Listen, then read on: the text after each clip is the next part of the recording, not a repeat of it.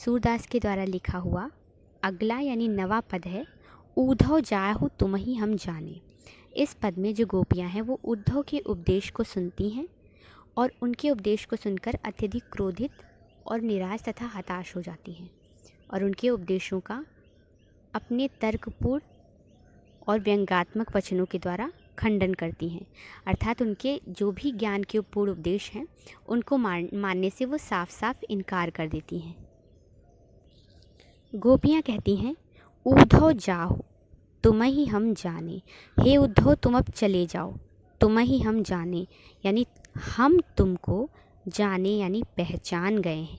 हे उद्धव अब तुम यहाँ से चले जाओ, हम तुम्हें अच्छी तरह से पहचान गए हैं। अर्थात हम ये जान गए हैं कि तुम किस मंतव्य को लेकर, किस उद्देश्य को लेकर यहाँ पर आए हो। उद्धव तुम यहाँ से चले जाओ क्योंकि हम तुमको पहचान गए हैं। श्याम तुम ही यहाँ कौन नहीं पठे। श्याम यानी श्री कृष्ण ने, तुम ही यानी तुमको, यहाँ यानी यहाँ, कौन नहीं पठे, कौन नहीं पठयो यानी कि नहीं पठयो यानी भेजा है। श्री कृष्ण ने तुमको यहाँ नहीं भेजा है। तुम हो बीच भुलाने, तुम कहीं भुलाने यानी भूलते भटकते हुए यहाँ पे आ गए हो। तुम किसी और रास्ते पे जा रहे थे और यहाँ पर तुम भूलते भटकते हुए आ गए हो, यानी श्री कृष्ण ने तुम्हें संदेश के लिए यहाँ पर नहीं भेजा है। लगता है तुम स्वयं ही कहीं जाते जाते बीच में रास्ता भूल बैठे हो और भटक कर यहाँ पर आ गए हो। ब्रज नारिन सौ जोग कहत हो, बात कहत न लजाने। हे उद्धव तुम ब्रज नारियों से, ब्रज की बालाओं से, ब्रजांगनाओं से जोग कहत हो, योग करने के लिए कह रहे हो, योग की कठिन साधना करने के लिए कह रहे हो। बात कहत न लजाने, और ये बात कहते हुए तुम्हें तनिक भी लजाने यानी लज्जा नहीं आई, तुम ज़रा भी लज्जित नहीं हुए, तुम्हें शर्म नहीं आई।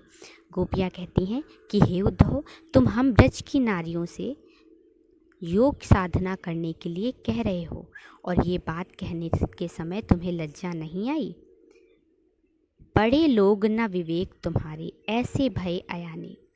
बड़े लोग, हे उद्धव तुम बड़े लोग हो यानी बड़े आदमी हो, न विवेक तुम्हारे, लेकिन तुम्हारे पास विवेक नहीं है यानी उचित और अनुचित का निर्णय करने की शक्ति नहीं है, तुम्हारे पास बुद्धि नहीं है। ऐसे भय अयाने, और तुम इतने अधिक अज्ञानी हो, अयानी यानी अनजाने हो, अज्ञानी हो। हम सो कही लई हम सही कह, जिय गुण लेहु सयाने। गोपियाँ कहती हैं कि तुम आदमी तो बड़े हो यानी इतनी बड़ी जगह से आए हो, लेकिन तुम्हारे पास विवेक नहीं है क्योंकि तुम इतने अनजान हो कि तुम ब्रज की स्त्रियों से कठिन योग साधना करने को कह रहे हो और तुम्हें इतना नहीं पता है कि जो ब्रज युवतियाँ हैं, कोमल आंगी ब्रज युवतियाँ हैं, वो योग की कठोर साधना करने के लिए उचित नहीं है, यानी वो योग की कठोर साधना को नहीं कर पाएंगी। तो तुम हमसे ये कह रहे हो तो हमें लगता है कि तुम्हारे पास विवेक नहीं है। तुमने हमसो कही यानी हमसे ये बात कही, लई हम सही कहे, तो फिर तुमने हमसे कही लई यानी तुमने हमसे ये बात कह दी, हम सही कहे तो फिर हमने ये बात सहन कर ली। तुम हमसे ये बात कह चुके हो और हमने इस बात को सहन भी कर लिया है। जी गुण लेहु सयाने, जी यानी लेकिन फिर भी तुम, जी यानी हृदय में, गुण लेहु यानी कि विचार कर लो, सयाने यानी अच्छी प्रकार से, तुम ज्ञान के साथ में भली प्रकार से अपने हृदय में इस बात का पुनः विचार कर लो। यानी तुमने हमसे कहा तो हमने सह लिया, लेकिन फिर भी तुम अपने मन में एक बार फिर इस बात के बारे में विचार कर लो जो तुमने हमसे कही है। कहा अबला कहाँ दशा दिगंबर, क्योंकि उद्धव कहाँ हम अबला नारियाँ और कहाँ दशा दिगंबर, और कहाँ दिगंबर यानी नग्न रहने वाले, निर्वस्त्र रहने वाले योग साधकों की दशा। अर्थात हम ब्रज की युवतियाँ जो कोमल अंग वाली हैं और जो कठोर कार्यों से दूर हैं, और कहाँ वो दिगंबर यानी वस्त्रों के बिना रहने वाले योग तपस्वी, तुम उनकी दशा के बारे में विचार करो और हमारी दशा के बारे में विचार करो। मष्ट करो पहचाने, और तुम इन दोनों के बारे में पहचाने यानी अच्छी प्रकार से विचार करके मष्ट करो यानी कि मौन हो जाओ, चुप हो जाओ, हमसे ये बात न कहो। साँच कहो तुमको अपनी सो, बूझति बात निदाने। बूझति बात निदाने, निदाने यानी अंत में, बूझति बात, बूझत यानी पूछते हैं, बात हम अंत में तुमसे एक बात पूछ रहे हैं, अर्थात हमें जो कहना था वो हमने कह दिया है, लेकिन अंत में हम तुमसे एक बात पूछ रहे हैं। साच कहो, तुम हमसे सच सच कहना, तुम्हें अपनी सौगंध है। हे उद्धव, अंत में हम तुमसे एक बात पूछ रहे हैं, तुम हमसे सच सच बतलाना, तुम्हें अपनी कसम है, तुम्हें अपनी सौगंध है। सूर श्याम जब तुम ही पठायो, सूरदास जी कहते हैं, गोपियाँ कहती हैं, जब श्याम ने तुमको यहाँ पठायो यानी भेजा था, जब श्री कृष्ण ने तुमको यहाँ भेजा था, तब नैकोह मुस्काने, तब क्या वह नैकोह यानी जरा भी मुस्काने यानी मुस्कुराए थे, क्या वो तब जरा भी मुस्कुराए थे। अर्थात अगर वो तुमको भेजते समय मुस्कुराए होंगे तो इसका तात्पर्य है कि उन्होंने तुम्हें यहाँ मूर्ख बनाने के लिए भेजा है, तुम्हें यहाँ बेवकूफ़ बनाने के लिए भेजा है, तुम्हारी हंसी उड़वाने के लिए भेजा है। गोपियाँ कहती हैं, हे उद्धव, तुम यहाँ से चले जाओ, हमने तुम्हें भली प्रकार से पहचान लिया है। गोपियाँ उद्धव के योग की साधना के उपदेश को सुनकर के दुखी और क्रोधित हो जाती हैं और वो उद्धव से व्यंग्यपूर्ण वचनों में अपनी तार्किक वाणी में कहती हैं कि हे उद्धव, तुम यहाँ से चले जाओ, हम तुम्हें अच्छी तरह से पहचान गए हैं। श्री कृष्ण ने तुमको यहाँ नहीं भेजा है, बल्कि तुम कहीं इधर उधर रास्ता भूलते भटकते यहाँ पर आ पहुँची हो, तुम कहीं भटकते भटकते यहाँ पर आ गए हो। तुम ब्रज की नारियों से योग की कठोर साधना करने के लिए कह रहे हो, और ये बात कहते समय तुम्हें जरा भी लज्जा नहीं आई। तुम बड़े आदमी हो, लेकिन हे उद्धव, तुम्हारे पास उचित अनुचित का ज्ञान नहीं है, यानी विवेक नहीं है। तुम तो इतने अज्ञानी हो कि तुम्हें ये बात कहते समय भी जरा भी तुम्हें इस बात का विचार नहीं किया। हे उद्धव, तुमने हमसे ये बात कही तो हमने सह ली, लेकिन फिर भी तुम अपने हृदय में इस बात का एक बार अच्छी प्रकार से विचार करो। कहाँ हम अबला नारियाँ और कहाँ वो नग्न रहने वाले दिगंबर यानी नग्न रहने वाले, बिनांबर के रहने वाले योग तपस्वी, योग साधक। तो उन दोनों का विचार करके, इन दोनों की अवस्थाओं का विचार करके तुम मष्ट करो यानी कि चुप हो जाओ। अर्थात तुम ये विचार करो कि हम ब्रज की स्त्रियां हैं और कहाँ हम उनके समान निर्वस्त्र होकर के घूमेंगी, तो इस बात का विचार करके तुम मौन हो जाओ, चुप हो जाओ। हे उद्धव, अब अंत में हम तुमसे एक बात पूछ रहे हैं, तुम हमसे सच सच कहना, क्योंकि तुम्हें तुम्हारी सौगंध है। ये बताओ कि जब श्री कृष्ण ने तुमको यहाँ भेजा था, तब क्या वह जरा भी मुस्कुराए थे? अर्थात अगर वह मुस्कुराए थे, उस समय जरा भी मुस्काएं, तो निश्चय ही उन्होंने तुमसे हंसी की है और तुम्हें मूर्ख बनाने के लिए यहाँ पर भेजा होगा। इस प्रकार से गोपियाँ उद्धव की योग को पसंद नहीं करती हैं और वो स्पष्टतया कह देती हैं कि हम तो श्री कृष्ण की ही आराधना करेंगी। अगला पद है, निर्गुण कौन देश को बासी। इस पद में गोपियाँ उद्धव के समक्ष उद्धव के निराकार ईश्वर का या निराकार ब्रह्म का खंडन करती हैं और अपने साकार ईश्वर की उपासना का मंडन करती हैं। यानी उद्धव जो निराकार ब्रह्म का संदेश लाए थे, गोपियाँ उस संदेश और उद्धव के उपदेश को अपने तर्कों के द्वारा काट देती हैं और उनके तर्क को सुन करके जो उद्धव हैं वो निरुत्तर हो जाते हैं और अपनी ही बात पर विचार करने लगते हैं। उद्धव की निर्गुण ब्रह्म की उपासना के उपदेश को सुन करके गोपियाँ उनसे प्रश्न करती हैं, निर्गुण कौन देश को बासी, मधुकर कही समुझाई सौह दे, बूझति सांच न हासी। गोपियाँ कहती हैं, हे उद्धव, निर्गुण तुम्हारा ये जो निर्गुण ब्रह्म है, कौन देश को बासी, वह किस देश का वासी है, वह किस देश में रहता है। यानी तुम जिस निर्गुण ब्रह्म की बात कर रहे हो वो कहाँ पर रहता है। हमारे जो साकार ब्रह्म हैं, हमारे जो साकार ईश्वर हैं श्री कृष्ण, वो तो मथुरा चले गए हैं, हम तो उनका पता बता सकते हैं, पर क्या तुम अपने इस निर्गुण ब्रह्म का, जिनका तुम इतना महिमा मंडन और गुणगान कर रहे हो, क्या तुम उनका पता बता सकते हो। गोपियाँ कहती हैं कि हे उद्धव, ये तुम्हारा निर्गुण ब्रह्म किस देश में रहता है या किस देश का वासी है। मधुकर कही समुझाई सौह दे। हे मधुकर या हे भंवरे, भंवरे वो व्यंग के स्वर में उसे कह रही हैं, यानी एक तरह से उलाहना दे रही हैं। जैसे भंवरे का स्वभाव होता है इधर से उधर कहीं भी भटकते रहना, किसी भी पुल पे बैठ जाना। तो गोपियाँ उद्धव को भंवरा कह करके ये संबोधित कर रही हैं कि वो इधर उधर से भटकते हुए यहाँ पर चले आए हैं। तो वो कहती हैं मधुकर, यानी हे भंवरे, हे भ्रमर, कहीं समझाएं, तुम हमें ये बात कह करके समझाओ, सौहृदय और सौगंध लेकर के बताओ, यानी तुम इस निर्गुण ब्रह्म के बारे में हमें समझाओ और सौगंध लेकर बताओ। बूझती साँच, हम तुमसे सच सच पूछ रही हैं, न हंसी मजाक नहीं कर रही हैं। हे उद्धव, इस निर्गुण ब्रह्म के विषय में, हे उद्धव रूपी भ्रमर, इस निर्गुण ब्रह्म के विषय में तुम हमें समझाओ और सौगंध दे करके बताओ, यानी सच सच बतलाओ। हम तुमसे पूछ रही हैं, सच में पूछ रही हैं, हम तुमसे हंसी मजाक नहीं कर रही हैं। कौन है जनक, इस निर्गुण ब्रह्म का जनक कौन है, यानी पिता कौन है। कौन है जननी, इस निर्गुण ब्रह्म की माता कौन है। कौन नारी और उसकी पत्नी का क्या नाम है। को दासी और उसकी दासी कौन है। कैसो बरन, उसका वर्ण कैसा है, यानी उसका रंग कैसा है, उसका स्वरूप कैसा है। भेष है कैसो, उसका वेश कैसा है, उसकी वेशभूषा पहनावा कैसा है। कि ही रस में अभिलाषी, और वह किस रस में अभिलाषी है, किस रस की अभिलाषा करता है या किस रस में उसकी रुचि है।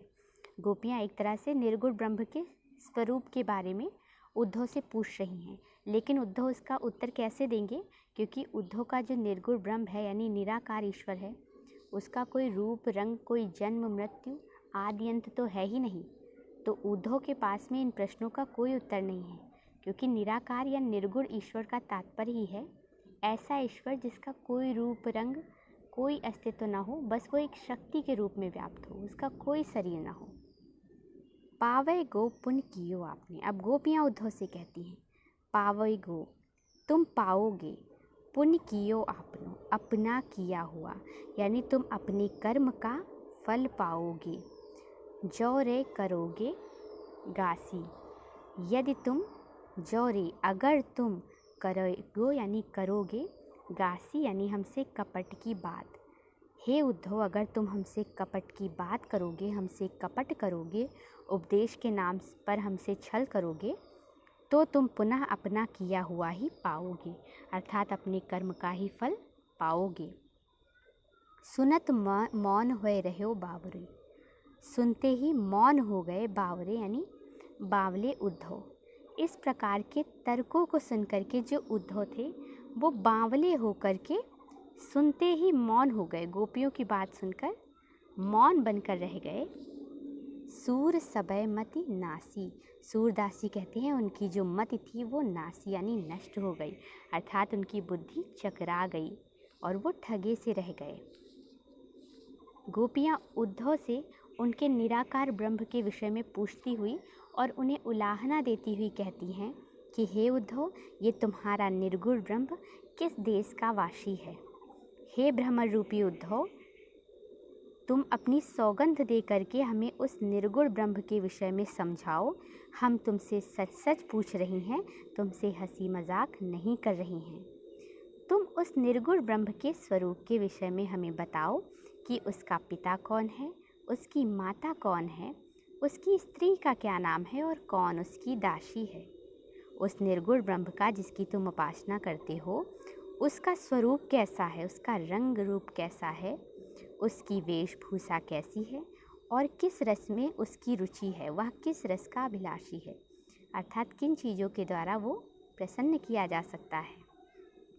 हे उद्धव, तुम हमसे सच सच बतलाओ, क्योंकि अगर तुम हमारे साथ में गासी यानी कपट करोगे, हमसे झूठ बोलोगे, छल करोगे, तो तुम पुनः अपने किए का ही फल पाओगे, अर्थात अपने कर्म का फल भोगोगे।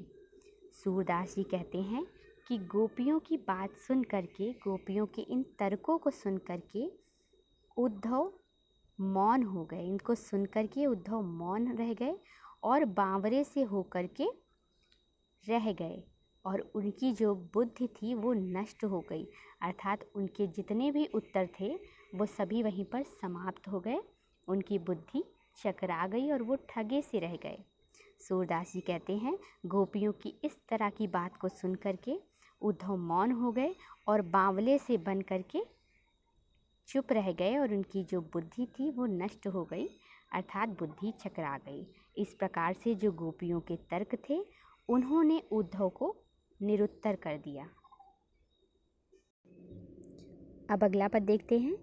संदेशो देवकी सो कहियो।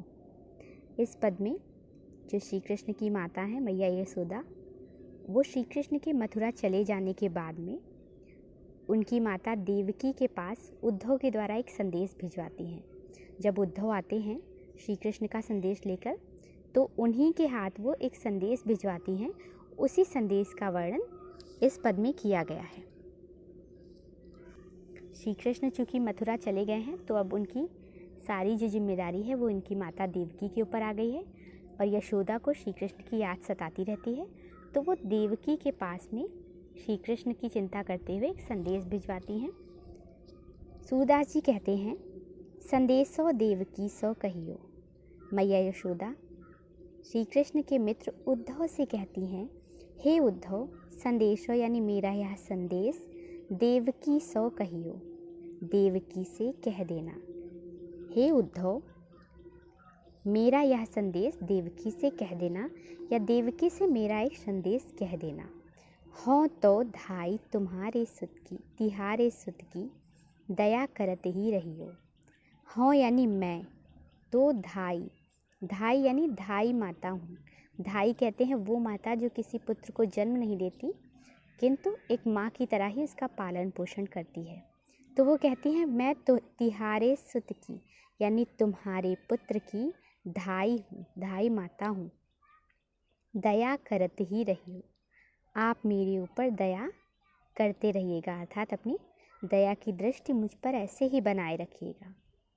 यशोदा मैया कहती हैं कि हे उद्धव, तुम मेरा यह संदेश देवकी से कह देना जाके कि मैं तुम्हारे पुत्र की धाई हूँ और अब मेरे ऊपर अपनी यह दया दृष्टि बनाए रखिएगा। जो मैया यशोदा हैं वो अपने आप को धाई माँ इसलिए कह रही हैं कि वो देवकी को श्री कृष्ण के ऊपर अधिकार जताते हुए दुखी नहीं करना चाहती हैं, क्योंकि श्री कृष्ण इतने दिन देवकी से दूर रहे हैं, तो वो उन पर अपना अधिकार जता करके देवकी को दुखी नहीं। यद्यपि टेव तुम जानत उनकी, तो मोही कही आवे। यशोदा मैया कहती हैं, यद्यपि टेव यानी आदत, तुम जानत उनकी, यद्यपि आप उनकी आदत को जानती हैं, अर्थात श्री कृष्ण की जो आदतें हैं आप उनसे परिचित हैं, तो यानी फिर भी, मोहि कही आवे, फिर भी मैं कहना चाहती हूँ, यानी फिर भी मैं कुछ बताना चाहती हूँ। प्रात होत मेरे लाल लड़ैते, माखन रोटी भावे। प्रातःकाल होते ही मेरे लाल लड़ैते, लड़ैते यानी प्यारे, लाल यानी पुत्र को, मेरे प्रिय पुत्र को माखन रोटी भावे। माखन रोटी पसंद आती है, माखन रोटी चाहिए होती है। प्रातः होते ही मेरे प्रिय पुत्र को माखन रोटी पसंद आती है। तेल उपटनो अरु तातो जल, ताहि देख भज जाते। लेकिन वो तेल, उपटन और तातो जल, तातो यानी गर्म जल, ताहि देख भज जाते, ताह यानी इन सब चीज़ों को देखकर भज जाते यानी भाग जाते हैं। छोटे बच्चे जब नहाने का समय आता है तो जल देख करके भाग जाते हैं, तो श्री कृष्ण भी ऐसे ही हैं। वो तेल, उपटन और गर्म जल को देख करके भाग जाते हैं। जोई जोई मांगत सोई सोई देती, क्रम क्रम करिकै निहाते। इसके बाद जब वो भाग जाते हैं तो वो जल्दी पकड़ में नहीं आते और उनको नहलाने के लिए वो जोई जोई मांगत, जो जो मांगते हैं, जो जो इच्छाएं रखते हैं, सोई सोई देती, वो वस्तुएं मैं उन्हें देती हूँ। क्रम क्रम करिकै न्याते, फिर उन वस्तुओं के मिलने के बाद में वो क्रम क्रम करिकै, धीरे धीरे करके नहाते हैं। यानी वो तेल, उपटन और गर्म पानी को देख करके भाग जाते हैं, फिर जो कुछ भी वो मांगते हैं मैं उन्हें देती हूँ। फिर वो धीरे धीरे आराम आराम से स्नान करते हैं। सूर पथिक सुन मोहि रैन दिन, बढ़्यो रहत उर सोच। सूरदास जी कहते हैं, मैया यशोदा कहती हैं, पथिक यानी हे पथिक, हे उद्धव, सुन सुनो, मोहि रैन दिन, मुझे, रैन यानी रात दिन, मुझे रात दिन, बढ़्यो रहत उर सोच, बढ़ता रहता है हृदय में, ये सोच पड़ती रहती है, यानी मुझे रात दिन यही चिंता लगी रहती है मेरे हृदय में, यही चिंता रहती है। मेरो अलख लड़े तो मोहन, मेरा जो अलख यानी प्यारा, लड़े तो यानी दुलारा, मोहन है, हैं करत संकोच, वह संकोच करता होगा, यानी वह किसी वस्तु को मांगने में संकोच करता होगा, वो संकोच के कारण किसी वस्तु को मांग नहीं पाता होगा। यहाँ मैया यशोदा का प्रेम देखने को मिलता है, क्योंकि चूँकि श्री कृष्ण इतने बड़े हो गए हैं और वो मथुरा जा कर के वहाँ के राजा बन गए हैं, फिर भी वो सोचती हैं कि उनका पुत्र वहाँ पर संकोच करता होगा, किसी वस्तु को मांगने से पहले संकोच करता होगा। यशोदा मैया उद्धव के द्वारा मैया देवकी के पास ये संदेश भिजवाती हैं और कहती हैं, हे उद्धव, देवकी से मेरा यह संदेश कह देना कि मैं तो तुम्हारे पुत्र की ढाई माँ मात्र हूँ, अतः मेरे ऊपर दया करते रहिएगा, मेरे ऊपर अपनी दया दृष्टि बनाए रखिएगा। यद्यपि आप उनकी आदतों को जानती हैं, फिर भी मैं कुछ कहना चाहती हूँ। प्रातःकाल होते ही मेरे प्रिय पुत्र को माखन रोटी पसंद आती है, अर्थात वो माखन रोटी खाते हैं, उन्हें माखन रोटी अच्छी लगती है। लेकिन तेल उपटन और गर्म जल को देख करके वो तुरंत भाग जाते हैं। उसके बाद वो जो जो मांगते हैं वे वस्तुएं मैं उन्हें देती हूँ, उसके बाद वे धीरे धीरे नहाते हैं। यहाँ पर भी मैया यशोदा का प्रेम दिखाई देता है। श्री कृष्ण मथुरा चले गए हैं, उन्होंने कंस का वध कर दिया है, लेकिन मैया यशोदा उनको अभी भी इतना छोटा समझती हैं कि वो तेल उपटन और जल को देख करके भाग जाएंगे और नहाएंगे नहीं। सूर पथिक सुन मोहि दिन रहना। आगे मैया यशोदा कहती हैं कि हे पथिक सुनो, ये संदेश देवकी से कह देना कि मुझे दिन रात यही चिंता लगी रहती है, मेरे हृदय में यही सोच रहती है कि मेरा जो प्रिय लाडला मोहन है वो वहाँ जा कर के संकोच करता होगा। अर्थात जो मैया यशोदा हैं वो माता देवकी को ये बताती हैं कि उनके पुत्र को क्या क्या पसंद है, ताकि वो उनके पुत्र को कोई भी कमी ना होने दें। यहाँ पर माता यशोदा के वात्सल्य की अभिव्यक्ति तो होती ही है, साथ में जो सूरदास हैं उनके बाल वर्णन की सूक्ष्मता भी दिखाई देती है। जो बाल प्रकृति होती है उसे यहाँ पर उन्होंने स्पष्ट रूप से उकेरा है।